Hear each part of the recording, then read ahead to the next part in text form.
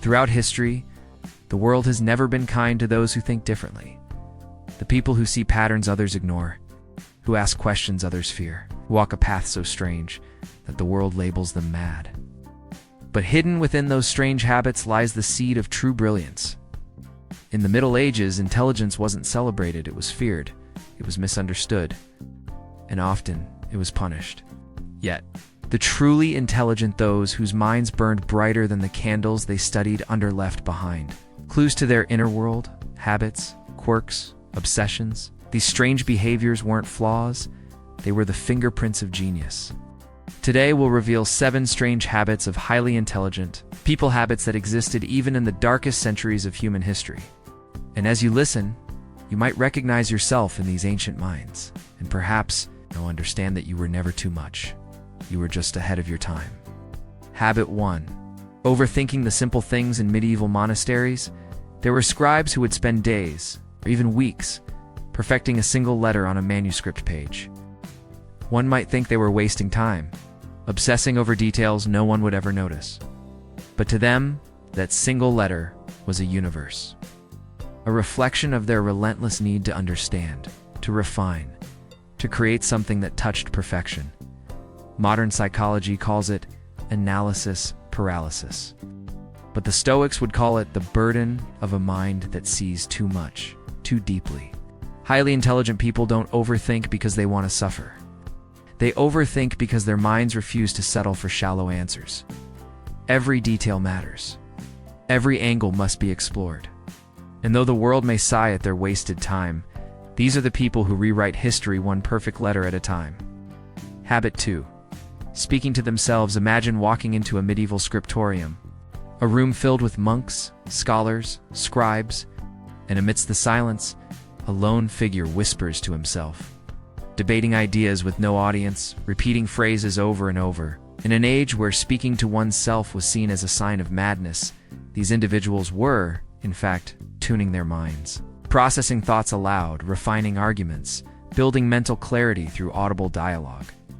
Modern neuroscience tells us that self-talk is a powerful cognitive tool. It externalizes the clutter inside, allowing clarity to surface. But centuries ago, these thinkers were ridiculed, worse, feared. Yet they persisted, because their need to understand outweighed their fear of judgment. If you talk to yourself, you are not strange. You are crafting your own clarity, just as the ancient scholars did in candlelit rooms of stone. Habit 3. Obsessive night owls. In the medieval world, night was feared. It was the domain of thieves, spirits, and superstition. Most people sought the safety of their beds as soon as the sun dipped below the horizon, but not the thinkers, not the dreamers, not the obsessives. By the faint glow of a lantern, medieval alchemists mixed potions. Astronomers charted stars invisible to the naked eye. Writers penned thoughts too radical for daytime whispers. To them, the night was freedom, a sanctuary from the noise of expectations. Modern studies show that intelligent minds often experience a surge of creative energy at night. Their brains don't wind down when the world does. Instead, they awaken. And though the world may label them lazy for rising late, the truth is, they work when their mind is alive. Time has never bound the creative soul. Habit 4. Relentless doubt and questioning. In the Middle Ages, doubt was dangerous. To question the church, the monarchy, or the social order could mean exile or worse. Yet, there were those who couldn't silence the questions in their minds. Philosophers who sat beneath oak trees pondering the nature of existence. Women who, despite being silenced, questioned why certain truths were never allowed to be spoken. These people lived in a state of constant questioning, not out of rebellion, but out of an insatiable need to understand. Today we recognize this as intellectual humility, the ability to admit you don't know, and the courage to seek answers anyway. Highly intelligent people rarely claim certainty. They live in the gray areas, forever questioning, forever seeking. And though society may brand them as contrarians or difficult, it is their restless minds that push humanity forward. In the next part, we'll explore the remaining habits, the compulsive collectors, the silent hermits, and the strange rituals that marked the minds of medieval geniuses. But before we continue, pause for a moment. Ask yourself, Have you ever been made to feel odd? Because you overthink? Because you talk to yourself? Because you question what others accept blindly? If so, you are in the company of the brilliant. You are not strange. You are simply misunderstood, just like the thinkers of the Middle Ages. Part 2. The hidden. Rituals of a restless mind. We often believe that genius is found in grand achievements. The invention of machines, the crafting of philosophies, the creation of art. But in truth, genius often hides in small, strange habits. Behaviors that seem odd to outsiders, yet are essential for minds that burn brighter than the rest. As we journey back into the medieval world, we find that the same habits which puzzled society centuries ago still live within the intelligent souls of today. Habit 5. The obsessive collectors of useless things. Picture a medieval scholar's chamber. Bookseer's scrolls. Certainly, but amidst the learned texts, you'll find curious objects, oddly shaped stones, dried herbs with no known use, bird feathers, fragments of pottery, bones of unknown animals. To an outsider, these were the markings of a madman. But to the scholar, each item told a story. Each artifact was a puzzle piece to a larger mystery. Modern psychology calls this pattern-seeking behavior. Highly intelligent minds see connections where others see randomness. They collect not out of hoarding, but out of a desire to decode the world's hidden messages. These medieval collectors weren't wasting time. They were building bridges between ideas that had yet to be discovered. And even today, those who gather seemingly useless knowledge or objects are often the ones who, in time, connect the dots no one else can see. Habit 6. Long periods of silence and isolation. In the Middle Ages, silence was often a punishment. Isolation was feared, but for the brilliant mind, silence was not a prison, it was a sanctuary. Hermits retreated into caves. Scholars locked themselves away in towers, not because they despised people, but because the noise of the world drowned out the voice within. Highly intelligent people crave solitude. Not always, but often enough to be misunderstood. Modern science shows that solitude enhances creative thinking, allowing the mind to wander freely, to dive deep beneath surface thoughts. Yet society calls them loners, labels them as antisocial without realizing that in their moments of isolation, they are building worlds inside their minds. Habit 7. Bizarre rituals before work. Every genius has their ritual. In medieval times, it might be the scribe who dips his quill 3 times before writing, the philosopher who walks in circles, muttering under his breath, the artist who insists on sitting in a particular spot at a particular hour, with a particular brush. Rituals that seem nonsensical to the outside world. But to them, these habits are anchors, a way to signal their minds. It's time to create. Modern psychologists call this habit stacking or environmental cueing, a small, repeated action that primes the brain for focus and flow. For the highly intelligent, rituals are not superstitions. They are a language of discipline, a way to tame the chaos of an overactive mind. And though people may laugh at their strange routines, it is these very routines that allow brilliance to manifest. The emotional connection. You are not alone as we unveil these 7 strange habits. A picture begins to form. Throughout history, highly intelligent people have been labeled as odd, eccentric, or even mad.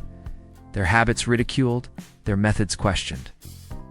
But what society often fails to see is that these habits are not flaws. They are survival tools. A mind that processes the world with greater depth, that sees connections where others see noise, that feels emotions with amplified sensitivity needs outlets. Overthinking, talking to oneself, collecting oddities, retreating into silence, performing rituals. These are not quirks. They are acts of self-preservation. And if you've ever felt the weight of being too much, too intense, too curious, too emotional, know this. You are not broken. You are part of a lineage that spans centuries, a lineage of thinkers, creators, rebels, and visionaries. The world may never fully understand the way your mind works, but that does not diminish its brilliance. Ending. A message to the misunderstood in the grand halls of medieval castles and the quiet corners of monasteries. In the hidden libraries of forgotten cities, there were minds like yours. Minds that asked too many questions. It saw too deeply. that refuse to be silenced. Though time has marched forward, the struggle remains the same. But so does the truth. You are not strange. You are rare. Rare things are often misunderstood. So, the next time you catch yourself overthinking, talking aloud to no one, falling into a rabbit hole of odd obsessions, smile. You are not lost. You are exactly where you are meant to be. Part of an unbroken chain of human brilliance, stretching from the Middle Ages all the way to you. Part 3. The silent pain of being misunderstood. There's a loneliness that comes with seeing the world differently. Imagine being a medieval thinker. A woman with ideas far beyond her time. A young scholar whose questions threaten the delicate balance of authority. Every word you speak feels too sharp. Every thought too heavy. In a world where conformity was survival, the intelligent mind was often a target. Even today, centuries later, the wounds of misunderstanding remain. The curse of why are you so difficult? From the moment you begin to ask why, you place yourself outside the circle. Why does everyone believe this? Why should things be done this way? Why must I accept answers that feel incomplete? For medieval philosophers, this relentless questioning often led to exile or worse. But they couldn't stop. Their minds refused to stay silent. Today, highly intelligent people face a quieter punishment: isolation. It's not by force, but by being labeled too much. Why do you overthink everything? Why can't you just relax? Why are you so difficult? These aren't questions. They're quiet daggers that chip away at a soul that's simply wired to seek truth. But what the world calls difficult is often the spark that ignites revolutions of thought. The heavy heart of emotional sensitivity. Many believe that intelligence is cold, calculated, purely logical, but history tells a different story. Some of the greatest minds of the Middle Ages were also the most emotionally sensitive. They wept over injustices that others accepted as normal.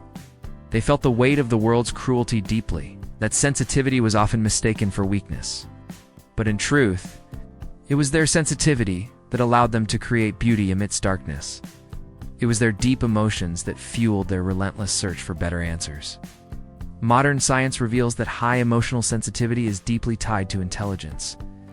The ability to feel deeply, to empathize intensely, is not a flaw. It is a superpower. Yet even now, many suffer in silence, ashamed of their thin skin, not realizing it's the very heart of their brilliance. The invisible burden of internal worlds. Highly intelligent people often live dual lives, one in the external world of daily expectations, and one in the vast, intricate universe inside their minds. In the Middle Ages, this internal world had few outlets. No internet, no communities of like-minded thinkers.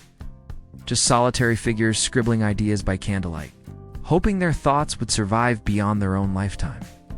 Even today, those with vivid internal worlds often feel trapped, not because they lack ideas, but because the world moves too fast to understand them. They carry invisible burdens. Conversations never spoken aloud. Ideas half-formed because no one is willing to listen.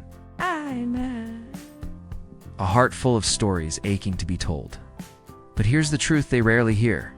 Your internal world matters. Even if it feels like no one sees it, it is real, it is valid. And in time, it will find those who need it most. From misfit to visionary, the legacy you're building, every time history shunned a brilliant mind, it eventually had to reckon with their legacy. Galileo was ridiculed. Hildegard of Bingen was silenced. Leonardo da Vinci was labeled eccentric. But time has a strange way of favoring the misfits, the thinkers, the sensitive souls. You, watching this video, with your strange habits, your obsessive thoughts, your emotional depth, you are not an outlier. You are the continuation of a legacy the world desperately needs. Every time you dare to question, every time you retreat into silence to protect your energy, every time you feel the sting of being misunderstood, you are writing your chapter in a story that has spanned centuries. The world may not understand you now, but it will. A message for you if this video feels personal. It's because it is. This is not just a list of 7 habits. It's a mirror. A mirror for those who've been told to dim their light, to quiet their minds, to hide their intensity, but no more. The world has always needed the ones who see too much, who feel too deeply, who refuse to settle for shallow answers. So, hold your strange habits close. Speak your thoughts aloud, even if no one listens. Question everything, even if it makes others uncomfortable. Collect your oddities, seek your solitude, and perform your rituals with pride.